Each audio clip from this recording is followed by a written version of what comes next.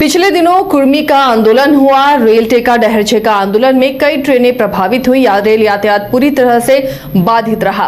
अब इसके बाद उनके विरोध में आदिवासी समाज के नेता भी उतरे। उन्होंने राजभवन मार्च किया और वहां विरोध प्रदर्शन किया और कहा कि किसी भी तरह कुर्मी को एसटी का दर्जा नहीं मिलना चाहिए। एसटी सिर्फ आदिवासी है और कुर्मी महतो उसमें सेंधमारी ना करें। अब इसे लेकर आदिवासी संगठनों ने एक प्रेस वार्ता भी की है और इन्होंने कहा कि ये जो कुर्मी आंदोलन था पूरी तरह से प्रायोजित था।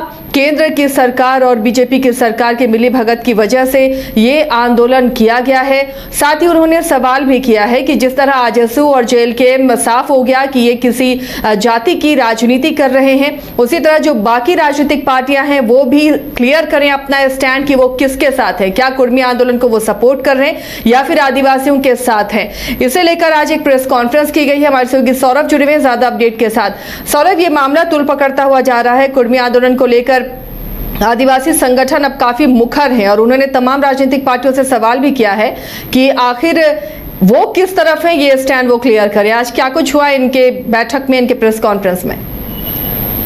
जी बिल्कुल, देखिए बीते 20 सितंबर को रेल टेका डहर छेका आंदोलन जो कुर्मी समाज की ओर से किया गया। दरअसल कुर्मी समाज लंबे समय से यह मांग कर रहा है कि उन्हें एसटी का दर्जा दिया जाए, एसटी सूची में शामिल किया जाए। बीते कई वर्षों से लगातार कुर्मी समाज की ओर से यह मांग किए जा रहे हैं और देश की राजधानी दिल्ली तक दिल्ली जंतर मंतर में भी प्रदर्शन किए गए। और 20 सितंबर को झारखंड, उड़ीसा, बंगाल में जिस प्रकार से रेल रोका गया उस दौरान यात्रियों को काफी परेशानी हुई और इस आंदोलन को कुर्मी समाज ने कह सकते हैं कि एक संदेश देने की कोशिश की है कि यदि सरकार उनकी मांग को नहीं माना जाता है सरकार की तरफ से, तो आने वाले समय में इससे भी बड़ा आंदोलन किया जाएगा। वहीं दूसरी ओर आदिवासी समाज पूरे तरीके से कुर्मियों के इस आंदोलन का घोर निंदा कर रही है और ये उनके इस मांग को असंवैधानिक करार दिया जा रहा है। दरअसल आदिवासी समाज साफ तौर पे कह रहा है कि ये जो एसटी का दर्जा कुर्मी समाज मांग रहा है ये कहीं से भी उचित नहीं है, ये बेबुनियाद है। कोई आधार नहीं बनता कि उन्हें एसटी सूची में शामिल किया जाए। ऐसे में यदि सरकार उन्हें एसटी सूची में शामिल करती है तो उनके संवैधानिक, राजनीतिक, सामाजिक, आर्थिक, शिक्षा, जमीन, तमाम कह सकते हैं कि जो उनके हक और अधिकार हैं उसमें कह सकते हैं कि हकमारी की जाएगी और कहीं ना कहीं उनकी जो हक है उसे छीनने की षड्यंत्र रची जा रही है। आदिवासी समाज 20 तारीख को एक तरफ जहां रेल रोको आंदोलन चल रहा था तो वहीं दूसरी ओर आदिवासी समाज राजभवन धरना स्थल के समीप धरने पर बैठ गया था। इसी को लेकर आज संयुक्त तरीके से कई आदिवासी संगठनों ने एक गंभीर आरोप केंद्र सरकार और एनडीए पर लगाए हैं। उन्होंने कहा है कि कुर्मियों का जो रेल रोको आंदोलन था वो पूरे तरीके से केंद्र सरकार प्रायोजित, संरक्षित और अघोषित तरीके से संपोषित करार दिया गया है आदिवासी संगठनों की ओर से कि केंद्र सरकार के इशारे पर ये आंदोलन किया जा रहा है ताकि केंद्र सरकार इसी बहाने उन्हें वार्ता के लिए बुलाए और कुर्मियों को कह सकते हैं कि एसटी के सूची में शामिल कर वोट बैंक की राजनीति किया जा सके। तो समझिए आदिवासी समाज की ओर से जो तर्क दिए जा रहे हैं इस तर्क के भी कई मायने हैं। जब आप झारखंड के लिहाज से बात कीजिएगा तो झारखंड में जो 28 विधानसभा की जो सीटें हैं, जो कह सकते हैं कि एसटी सीट है, वहां से जो 28 विधायक हैं, लोकसभा सीटों की बात कर ले 14 में 5 सीट जो एसटी सीट है, उन सीट से जो सांसद और विधायक हैं आदिवासी समाज के लोग उन सांसद और विधायकों से भी सवाल पूछ रहे हैं कि आपका स्टैंड क्या है। आप भले उस क्षेत्र के विधायक और सांसद हों लेकिन आप कहीं ना कहीं आदिवासी समाज के अगुवा माने जाते हैं, इसलिए आपको उन सीट से जनता चुन के भेजी है तो सबसे पहले आपको अपने समाज के साथ रहना होगा।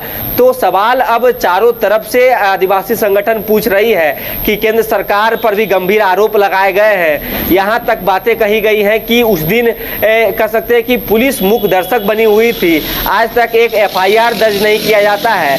यदि आदिवासी समाज छोटी मोटी भी जो कार्यक्रम करती है सड़कों पे उतर के तो कहीं ना कहीं कई बहाने लगा के प्रशासन एफआईआर दर्ज कर देती है, डिटेन कर लिया जाता है उनके नेताओं को।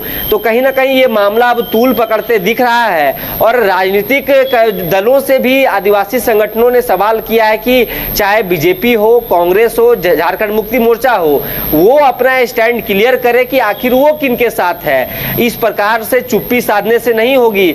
आजसू और जेल कैंप के विषय में बात की जाए तो आदिवासी संगठन ने आजसू और जेल कैंप को घोर साफ तौर पे जातिवादी पार्टी करार दे दिया है और उन्होंने आरोप लगाते यह बातें कही है कि उस आंदोलन से यह साफ जाहिर होता है कि आजसू सुप्रीमो सुदेश महतो, जेल कैंप सुप्रीमो जयराम महतो रेल टेका में पहुंच चुके थे, जिससे साफ होता है कि वो सिर्फ एक जाति विशेष की पार्टी बन के रह गई है। लेकिन और जो पार्टी कह सकते हैं कि समाजवाद की बात कर रही है, सभी धर्म जातियों की बात करती है, उन्हें अपना स्टैंड क्लियर करना चाहिए, तब जाके कह सकते हैं कि आदिवासी समाज उनके साथ होगा।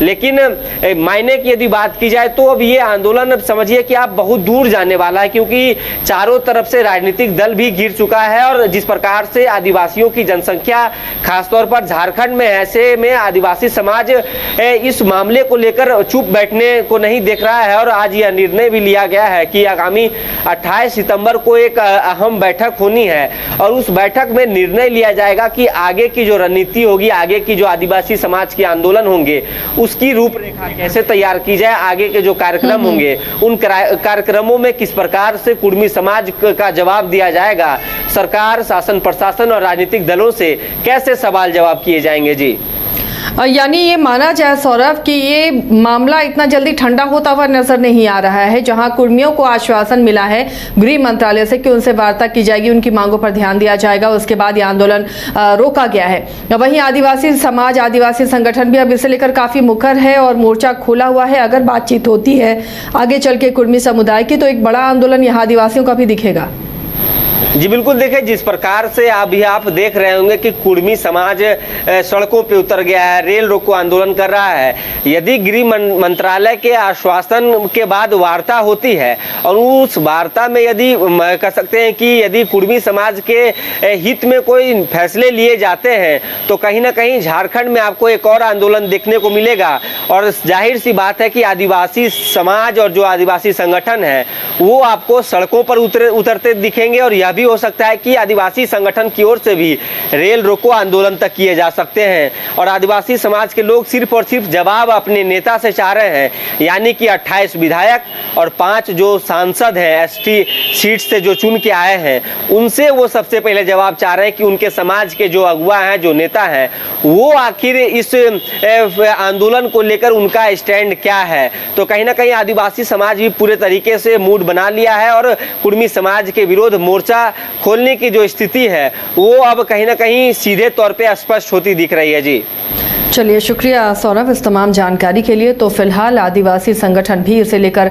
काफ़ी मुखर हैं और आक्रोशित हैं। उनका अब सीधे हमला राजनीतिक पार्टियों पर हो रहा है। उनका कहना है कि 2 पार्टियों ने तो स्पष्ट कर दिया है अपना स्टैंड कि वो कुर्मी आंदोलन के साथ है, महतो समाज की वो राजनीति कर रहे हैं, कुर्मी महतो की। लेकिन बाकी पार्टियां जो खामोश हैं उनका भी अपना स्टैंड अब क्लियर होना चाहिए कि वो इस मसले पर क्या सोचती हैं और वो किसके साथ हैं। घर रहने का मकान भर नहीं, ये खुशियों की तिजोरी है।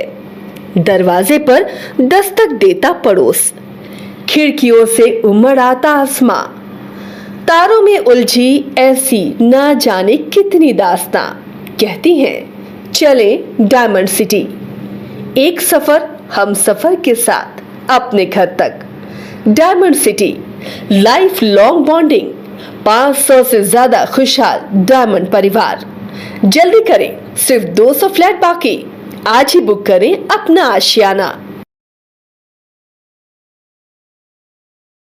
गोल जहां 27 वर्षों के सफर में 17,000 से भी अधिक छात्रों ने डॉक्टर एवं इंजीनियर बनकर भरे सफलता की ऊंची उड़ान, जहां साधारण छात्र भी असाधारण सफलता प्राप्त कर बना रहे इतिहास।